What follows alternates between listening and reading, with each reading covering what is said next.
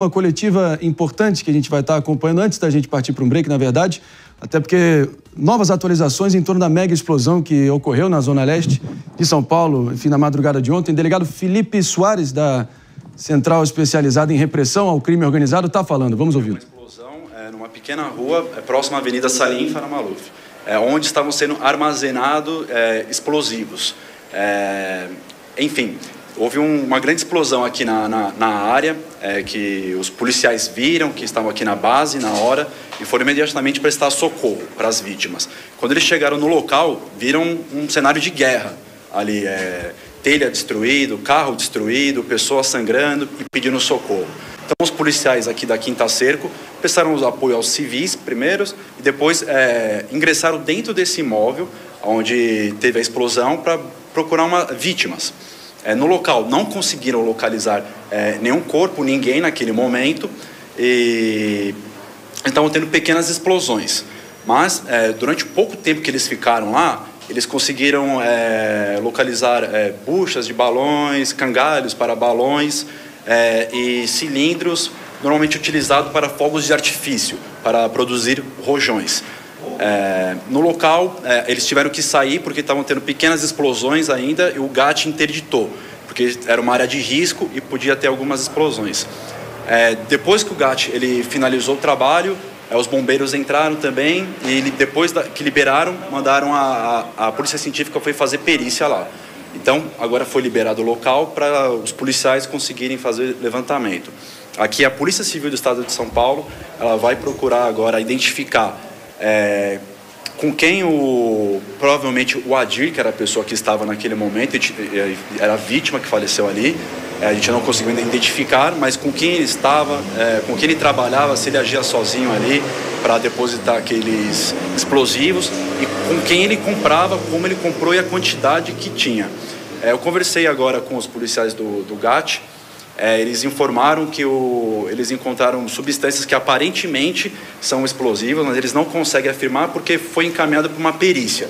Aí eles estão aguardando os laudos. A Defesa Civil me informou por hora que tem 23 imóveis interditados, 13 totalmente, 10 parcialmente. E as famílias que estão com os imóveis totalmente interditados, elas podem procurar a prefeitura, que a prefeitura já se prontificou a ajudá-las para procurar algum lugar para ficar nesse tempo. Quantos documentos já foram tomados? Tem passagem pela polícia? Quem é esse homem? Ele já foi identificado? O Adir, sim, ele já foi identificado. A informação que nós levantamos até o momento, que ele estava no local há aproximadamente 40 dias. Ele era novo ali na vizinhança. O pessoal então não conhecia ele muito bem. E sim, ele tem passagem já pela polícia no ano de 2011 e 2012 por soltar balões. Ele foi capturado aqui pela Polícia Civil. Enfim, estava respondendo o processo e um deles ele foi absolvido já. Então ele já tem o histórico. Qual é o nome completo dele? O nome completo eu tenho que ver aqui, gente. Doutor, Adir Mariano. O irmão dele foi ouvido. O que ele disse para a polícia? Se a polícia puder falar sobre isso, o senhor puder falar... Essa parte ainda está em investigação, para a gente conseguir, como eu falei, ainda individualizar a responsabilidade de cada um, identificar quem que trabalhava, quem agia junto ali com o Adir na residência. Além do irmão, a polícia vai ouvir mais pessoas? Já ouviu outras pessoas? Sim, algumas pessoas já foram ouvidas, que da família, do âmbito familiar do Adir. Enfim, são informações que ainda estão em andamento que nós estamos levantando. Diversos explosivos. Teria, por exemplo, alguma coisa de dinamite também para poder explodir carros fortes ou qualquer coisa nesse sentido? Como eu disse, o GAT, eles eles apreenderam aquelas mercadorias, os explosivos, os artefatos e caminharam para a perícia. Aí eles vão conseguir identificar explosivo, dinamite, o que é. Então não consigo passar essa informação por hora. Qual a principal linha de investigação para o gatilho da explosão, delegado? Como eu disse, a gente ainda não conseguiu desenvolver essa linha de investigação completa porque nós não tivemos acesso ainda ao imóvel. Então, a ideia é que a gente vai trabalhar por hora, é que ele estava no local ali manuseando artefato explosivo. A relação com balões parece bem evidente para você então, né? Para vocês. Primeiro, o histórico dele já ter sido preso por soltar balões ilegalmente. A gente já pode cravar que, de qualquer maneira, era ilegal aquela manutenção daqueles explosivos ou fogos de artifício naquela casa, correto? Correto, com certeza, isso mesmo. Não tinha nenhuma autorização da prefeitura, de qualquer órgão público. Ele não poderia estar depositando numa área residencial artefato explosivo. Isso é inadmissível, né? Para vocês é óbvio essa relação, então, pelo menos com a confecção de cangalhas para balão, que é aquela parte que vai embaixo. Sim, o armazenamento já está nítido para a gente. Agora nós vamos investigar a parte de fabricar, produzir e vender balão também, né? Para ver para quem ele vendia, como ele fazia. Vamos apurar isso tudo. Esse homem identificado, que a polícia já sabe o nome, ele teria alguma ligação com baloeiros? Isso foi confirmado também? Sim, pela uma prévia análise que foi feita nas redes sociais do Adir, ele é baloeiro, pelo que os investigadores conseguiram levantar. Ele tem publicações, posts com elogios, enfim, para esse tipo de atividade ilícita. Doutora, 40 dias que ele estava ali, então há 40 dias mais ou menos que funcionava o local, só para a gente entender, era um local novo ali na área? Ele tinha acabado de se mudar para aquele local, um morador recente ali. Então, os vizinhos não tinham conhecimento do que ele fazia, quem era ele, com quem ele convivia. Então, os vizinhos não têm muita informação para saber se ele ocultava já há muito tempo aqueles explosivos, essas substâncias. Era uma casa normal, assim, era uma casa. Normal. E em relação às testemunhas ali que viram, de fato, a explosão, quem conseguiu falar, pelo menos, falou alguma coisa? Não souberam informar, porque também no primeiro contato que nós tivemos com as pessoas, elas estavam procurando socorro, elas estavam desesperadas, muita gente teve a casa destruída, perdeu o pouco que tinha. Então, essa conversa nós não tivemos com todo mundo ainda. Então, a gente vai levantar essas informações. Doutor, o Alessandro, que é o irmão do Adir, de fato, o contrato de aluguel estava no nome do Alessandro? Essa informação nós estamos levantando. Ainda mais a informação que nós temos por hora é essa, que estava no nome do irmão dele, mas ele não frequentava lá por hora. Mas o Alessandro tem relação com baloeiros ou com a questão de fogos de artifício? A gente vai levantar isso ainda com calma. A dona da casa, que seria a Neuza, ela foi hospitalizada com o filho. Então, só para a gente entender a dinâmica, a Neuza alugava a casa, os fundos da casa para o Alessandro ou para o Aldir? Então, essas informações ainda nós não temos, porque primeiro a gente está procurando a parte dos explosivos, do armazenamento. Essa vai ser ainda levantado pela investigação, então eu não consigo te passar uma posição. Doutor, o corpo era do Adir? Nós não podemos confirmar ainda, porque o ML não deu essa devolutiva para a gente, tá? Mas os familiares do Adir estão desde ontem tentando localizá-lo e entrar em contato telefônico, mas ninguém consegue localizá-lo. Então, os indícios é que possa ser o Adir. Quais as condições que o corpo foi encontrado? Não foi nem na casa, né? Parece que foi uma casa ao lado que ele foi achado. Essa informação eu não tenho para repassar para vocês no momento, as condições do corpo. Os crimes que estão sendo investigados oficialmente nesse momento, além de explosão e dano ambiental? A explosão por hora mesmo e o dano ambiental, né? Que é no caso o artigo 42 da Lei de Crimes Ambientais, que é produzir e fabricar balões. Doutor, no caso o Adir confirmando a identidade do morto e confirmando o morador e manipulador daqueles materiais ali, ele estando morto, como é que fica a situação? O senhor não vai? O Alessandro pode tentar. Não, a gente vai ter que, como eu disse, a gente vai ter que apurar, individualizar a responsabilidade de cada um, para cada um responder pela sua conduta. No caso do Adir, como ele morreu, é uma causa de extinção da punibilidade. Então, ele não vai ser punido, não vai poder ser preso, né? Ele está morto. Mas, no caso, a gente vai tentar agora investigar a origem desses produtos. Porque ele comprava de alguém. Quem que é essa pessoa que fornecia para ele esses produtos, né? Porque é difícil ter acesso a isso. Então, nós vamos procurar levantar quem são os responsáveis, se tinha mais alguém que ajudava ele ali na manipulação dos artefatos. Enfim, coisas que nós precisamos um pouco mais de tempo para apurar. As conexões. Já é claro. Exato. Se era apenas o armazenamento ou também a confecção desses artefatos? O armazenamento é claro. Agora, a confecção ainda estamos levantando, não posso te confirmar. Doutor, você falou que não tem certeza 100% ainda de que é ele, mas a família reconheceu? Existe alguma suspeita de que ele possa ter fugido depois disso, que teria sido um outro corpo? O corpo está completamente carbonizado e irreconhecível. O que o senhor pode dizer sobre isso? Como eu disse, o corpo a gente não tem ainda informações das condições, estava carbonizado. Bastante machucado. Um familiar foi até o ML tentar fazer o reconhecimento, mas não conseguiu. Provavelmente estava bem nervoso lá e, enfim, não deu para confirmar que era o rapaz. Agora nós vamos ter que aguardar a polícia científica informar para a gente de quem que é aquele corpo. Dá para confirmar, ele é a única vítima, certo? Se for, sim. Os próximos passos, doutor? Apurar, levantar tudo, as informações para ver quem estava junto com ele, quem realizava a confecção desses produtos de balão, e onde ele comprava esses materiais. Nós vamos fazer um levantamento, a investigação vai nessa linha por hora. Doutor, informação sobre animais feridos, isso já está confirmado? O número de animais ali resgatados? Eu ainda não consegui ter todas essas informações, eu não consigo te informar isso. Doutor, o Adir já havia sido preso por soltar balões ou ele respondia judicialmente só? Eu tenho informação que ele respondia judicialmente, não chegou a ser preso, tem passagem por isso. Eu preciso confirmar essa informação ainda, mas tem passagem, respondeu o processo judicial no ano de 2015. O fato foi em 2011, o processo foi em 2015. No de 2012 ele foi absolvido? De 2012 eu não consegui levantar informação ainda, de qual foi a situação. Se foi arquivado, se ele respondeu o processo ainda. Porque como é antigo, não é digital, eu não tenho acesso. A casa era alugada? A polícia tem essa informação? Há quanto tempo? A casa era alugada. Mas, por hora, o mais importante de tudo a sociedade, quando vê o pessoal armazenando esse tipo de substância, ou tiver a suspeita de algum vizinho guardando artefato explosivo, comunicar às autoridades públicas. Porque, infelizmente, o poder público não é onipresente e não consegue ter conhecimento de tudo. Então, nós dependemos da contribuição da comunidade, que tem que informar para a gente, aquele suspeito ali, aquele vizinho, acho que ele está guardando alguma coisa ali, artefato explosivo, para impedir esse tipo de tragédia.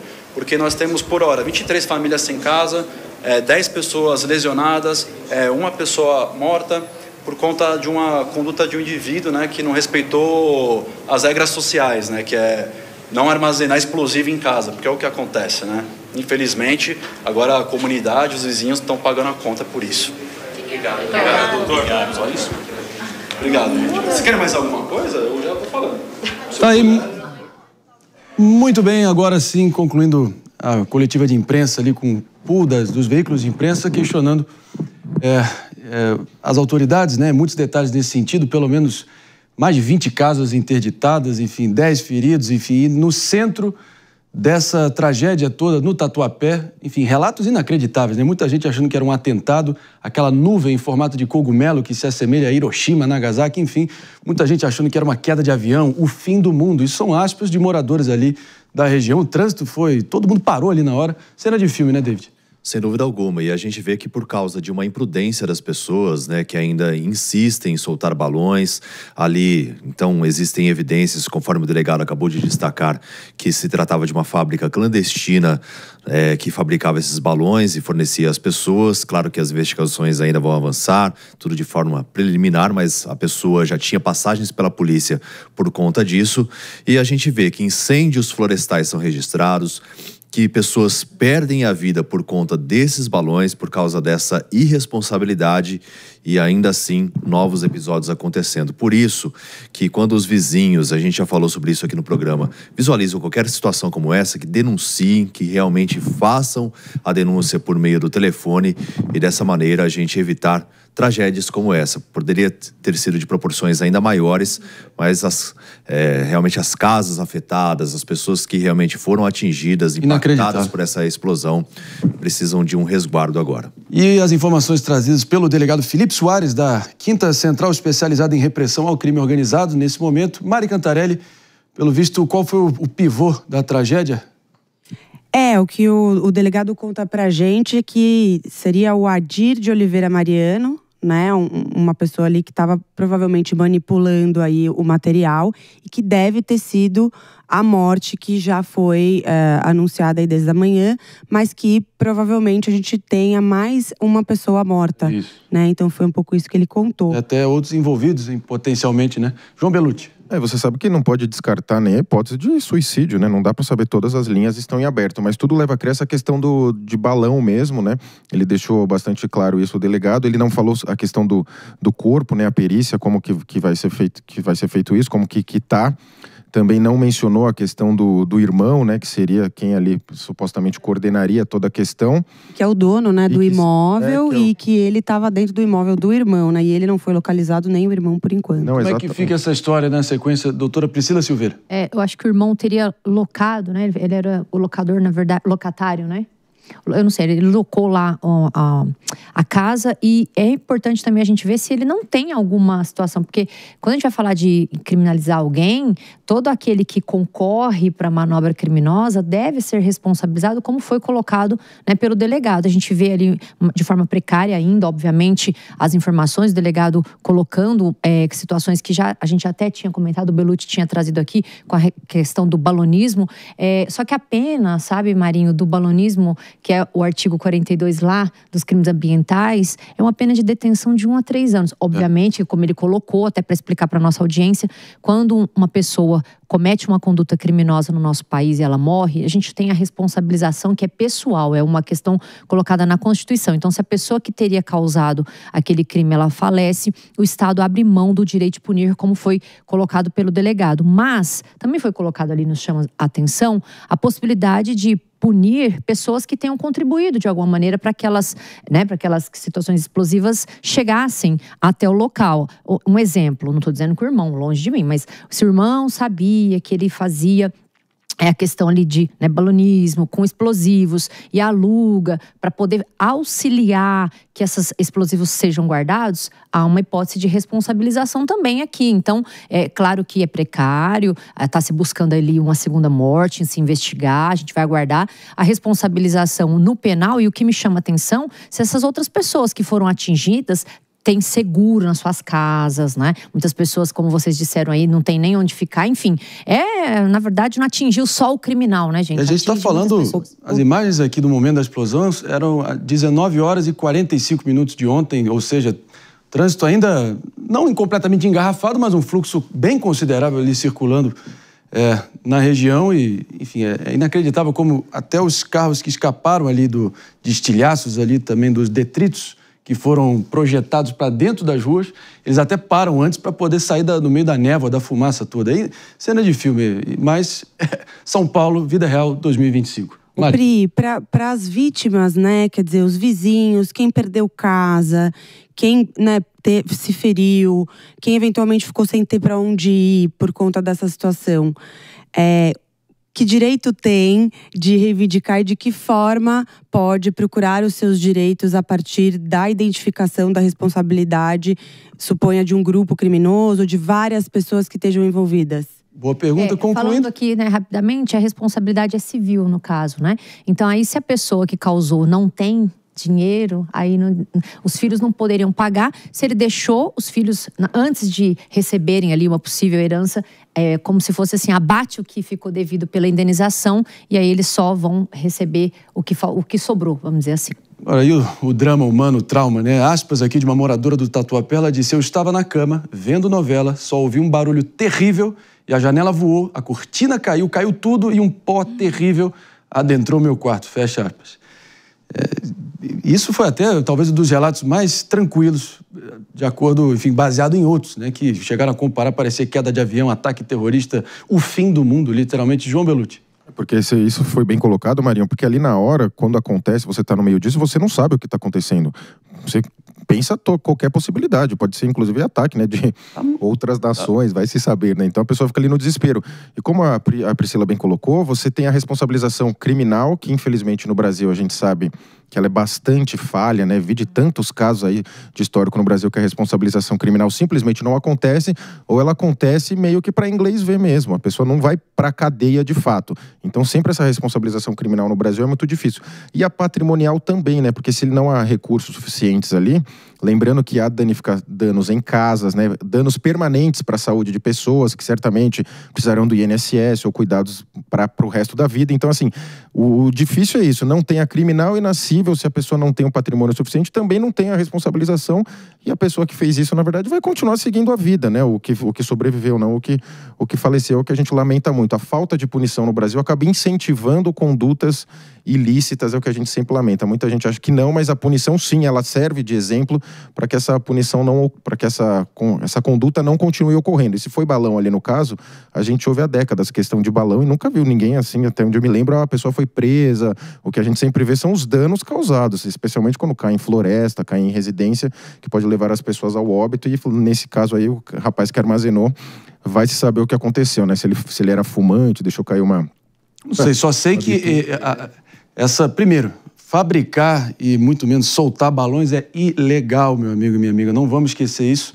E algumas postagens resgatadas aí de alguns anos atrás mostram que o tal Adir Mariano tinha quase que uma devoção religiosa à cultura dos baloeiros. Ou seja, talvez um fetiche pirotécnico, eu não sei. Mas tá aí, o que a insanidade acabou descambando. Uma coisa... Pode ser que não tenha relação direta com a outra, mas mostra que é o sujeito que não estava exatamente entre nós, pelo visto. E o que demonstra também que a polícia precisa ter mais efetividade nas investigações dessas pessoas que correm atrás de balões para justamente identificar essas casas clandestinas que são casas-bomba, realmente, que podem provocar, assim, efeitos adversos desastrosos à população. Por isso que precisa de mais fiscalização e também de mais denúncia e uma mudança na legislação para que essas pessoas, quando pegas, elas sejam punidas de forma exemplar, com uma pena mais rigorosa quanto à prisão dessas pessoas após a identificação.